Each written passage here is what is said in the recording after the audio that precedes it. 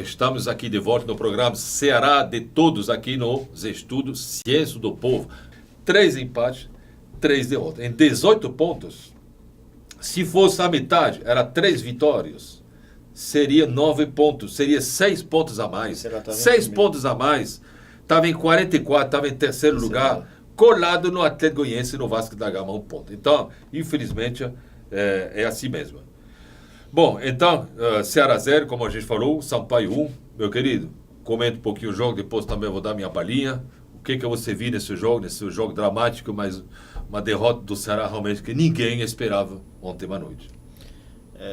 O Ceará jogou muito mal, né? Se você pegar o jogo do Ceará ontem, você vai ver que o Ceará, além da questão que eu já citei aqui no jogo do Goiás, que o Ceará é um time previsível demais e lento na transição, e sem movimentação no ataque, o futebol está muito parecido. Você pegar todos os times da Série B, até alguns da Série A, praticamente eles jogam todos iguais. O diferencial, claro que em relação à Série A tem jogadores com qualidade técnica diferenciada, mas na Série B, se você pegar o diferencial, por exemplo, do Atlético Goianiense, que eu assisti o jogo ontem, só um parênteses em relação aqui ao comentário do Ceará, mas é uma analogia. A diferença do Atlético Goianiense em relação ao Ceará é a questão da movimentação, e a qualidade do Magno Cruz. O resto tudo é igual, se você assistir os jogos. Então os times têm esse pequeno diferencial. O Ceará no primeiro turno era um time compacto, que saía em velocidade e tinha os lampejos de alguns jogadores, no caso do Felipe, o próprio Bill, o Wesley estava muito bem. Ontem, se você pegar o jogo do Ceará ontem, o Ceará praticamente andou em campo em relação à questão tática e à questão da compactação. Se você conseguir pegar 2 telas e colocar o time do Ceará no primeiro turno e o de ontem, num jogo o Ceará jogou bem e o de ontem, você vai notar visivelmente que o Ceará jogou totalmente espalhado o time, no linguajar aqui popular. Até no gol do Sampaio, o lateral direito do Ceará, ele estava no meio de campo e não teve cobertura, a bola cruzou da esquerda do Ceará para o lado direito, né? E ninguém fez nenhuma intervenção, então o time assim está mal distribuído em relação ao primeiro turno. Aí você pega para defender o time mal distribuído, sem compactação, ele vai sofrer. E para atacar com lentidão, sem movimentação no ataque, sem opção, fica complicado. Você pega o exemplo da seleção brasileira, porque que deu certo nos 2 jogos, principalmente no jogo de fora lá, o Tite compactou o time defendia e atacava em bloco, que fica mais difícil de você conseguir sofrer algum tipo de ataque do time adversário, fica mais fortalecido o time quando você não tem um entrosamento perfeito. No caso de ontem, acho que um viés muito grande foi isso aí. Você estava falando justamente da seleção brasileira do Tite. Eu vi o primeiro treino do Tite. Primeiro, quando ele chegou. Primeira coisa que ele começou a ajeitar, a defesa. Posicionamento da defesa, alinhamento da defesa, subir, voltar, subir e voltar. Foi o primeiro treinamento que ele fez. E a gente vê a defesa do Ceará, meu amigo, é mais aberta que eu não sei o quê. E a defesa do Ceará, não pode dizer que é a defesa praticamente que vem jogando, né? Exatamente. O Eduardo, o Valdo. Valdo, que aliás, me perdoa aí, mas o Sérgio Soares, o Valdo, é bom jogador, para confiança, lá não sei de onde que ele vem, tudo bem.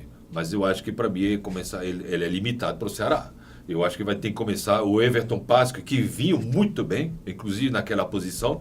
Eu acho que o Everton Pasco está precisando de voltar naquela posição do lugar do Valdo. Essa aqui é minha opinião, entendeu? Então, isso é um trabalho do treinador. Primeiro, o alinhamento da defesa, para não tomar gol. E aí o resto a gente trabalha. O que a gente trabalhou? O posicionamento do jogador. Você vê o Neymar, como que ele joga hoje no Barcelona, e na seleção brasileira, joga igual. O Tite é inteligente. E eu vou pegar o mesmo esquema de lá, entendeu? Cada um tem sua função. É isso que está faltando no Ceará. Qual a função dos jogadores? Ontem ele colocou o Baraca de pronto, até que é um fim. Inclusive o Baraca ficou atrás, lá na zaga. Ele estava de vez em quando para subir. Mas ele vai deixar a função do Baraca de ficar atrás, liberar o Richard, liberar o Felipe Menezes, liberar o Felipe na frente, para poder justamente criar o jogo. O Felipe Menezes até agora não se encontrou. Entendeu? Segundo partido, por isso que eu disse, eu não vou julgar agora. O cara sabe jogar, mas até agora não consegui encontrar o futebol dele. E o futebol dos outros, a gente conhece muito bem. O Felipe e o Wesley pegam a bola e vai para cima. É drible 1, é drible 2, quer driblar 3, quer driblar o goleiro, quer driblar a barra, o gol e ir lá na torcida. Meu amigo, isso aqui todo mundo já sabe. Entendeu? Então o cara vai driblar 1, vai driblar 2, perde a bola. Todos eles fazem isso. O Ceará é incapaz de dar mais de 4 passes do meio campo para frente. Porque do meio campo para trás é fácil. Você vai de um lado e do outro, aí você pode dar 10 passes, mas você está em caranguejo aí, entendeu? Agora, do meio para frente para a situação de gol, incapaz de dar mais de 4 passos. Então, isso, meu amigo, se chama o quê? Isso é falta de treinamento, é falta de posicionamento do jogador, é falta de alguém, pelo menos, dirigir esse time aí. Entendeu? Por isso que a gente critica o Sérgio Soares nesse ponto. Sérgio Soares tem qualidades, porém muita coisa. Mas em termos de padrão de jogo, dá um jogo coletivo para o Ceará que não tem jogo coletivo. E isso eu falo aqui no programa, desde no início.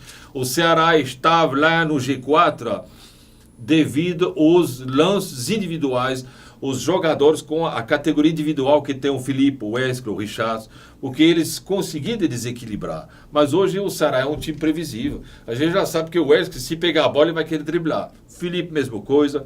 O Richard, mesma coisa. E ontem que o Felipe até jogou, teve alguns lances que realmente ele conseguiu de fazer diferença. Mas aí depois, vai dar a bola para quem, me diz?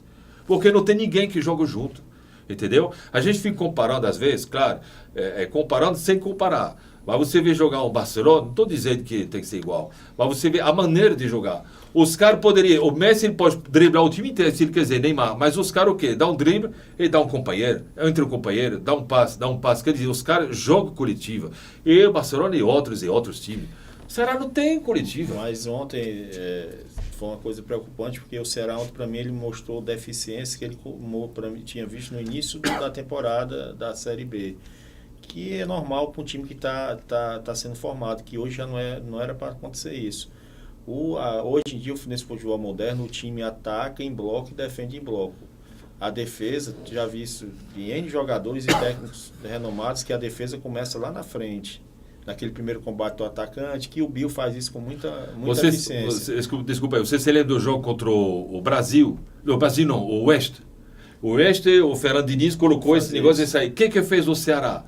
Ele impediu o Wesley de sair, porque ele sabia, o Sérgio Soares, que o Wesley, o goleiro, ia sair tocando a bola com o zagueiro. O que fez o Ceará? Pulou em cima e fechou o Wesley para evitar de sair. Por que ele não repite isso aqui em todos os jogos, me diz? Só foi contra o jogo do Wesley. Aí você tem que. Aí aquela crítica que eu fiz no primeiro bloco, que a imprensa não questiona isso aí ao treinador. Entendeu? A questão tática, por que ele não faz essa variação? O Ceará ontem, o ataque, não tira a exceção do Bill, mas você pega ali os meias, o Felipe, o Wesley e o próprio Felipe Menezes, eles não estavam dando aquele primeiro combate com eficiência.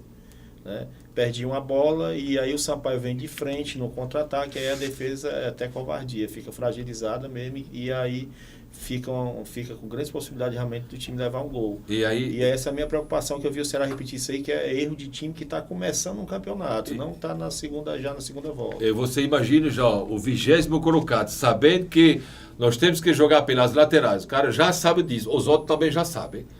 Então, não foi falta de falar que o Ceará precisava de lateral. Aí contrato lateral, o cara já quebrou nos treinos. Não sei o que foi que esse Michael Silva, eu estou torcendo que pelo menos ele volte logo.